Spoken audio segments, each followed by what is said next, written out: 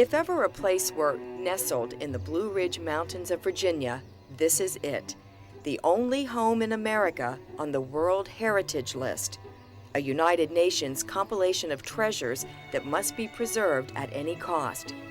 Landmarks such as the Great Wall of China, the Egyptian pyramids, and I'd like to welcome all of you to Monticello, Thomas Jefferson's home. Thank you for waiting in line.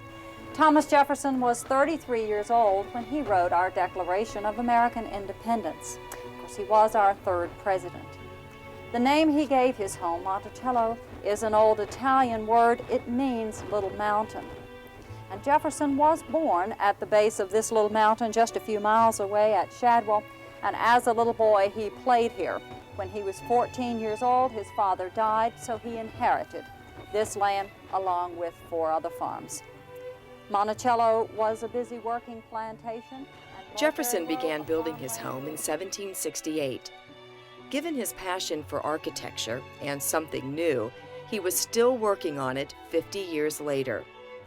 Today, the main house consists of 33 rooms, surrounded by acres of gardens, flower, vegetable, and fruit. Now, this boardwalk that we're standing on was here in Mr. Jefferson's day. There's one on the other side of the house, too, and he called them his terraces. They were used as terraces or decks. 500,000 visitors a year come for a glimpse into the daily life of this statesman, scientist, and educator.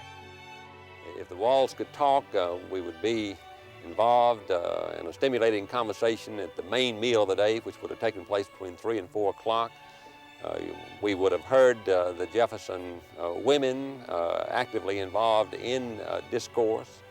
If the walls could talk, we would be in the parlor where, if the weather were not very nice, the family might be gathered to read, or Jefferson might be directing some of the studies of the younger children, or perhaps some members of the family would be putting on a musical entertainment.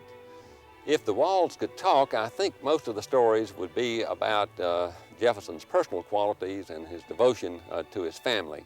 The size of that family was the subject of gossip then and is making headlines now, with descendants of Jefferson and slave Sally Hemings demanding the right to be buried in the Monticello graveyard. It's the only part of the estate still under family control, for Jefferson died broke, and within a few years everything was sold to pay his debts. Early this century, Monticello was acquired and restored by a nonprofit foundation dedicated to keeping Jefferson's legacy alive. Part of Mr. Jefferson's legacy was his ability to articulate a philosophy of freedom. And that philosophy continues to inspire people the world over. If the walls could talk, we would be greeting the most famous men of that day who would come to Monticello to pay their respects to Mr. Jefferson. He was famous for his hospitality. He was never known to have turned anyone away. I'd like to welcome all of you to Monticello, Thomas Jefferson's home. Thank you for waiting in line.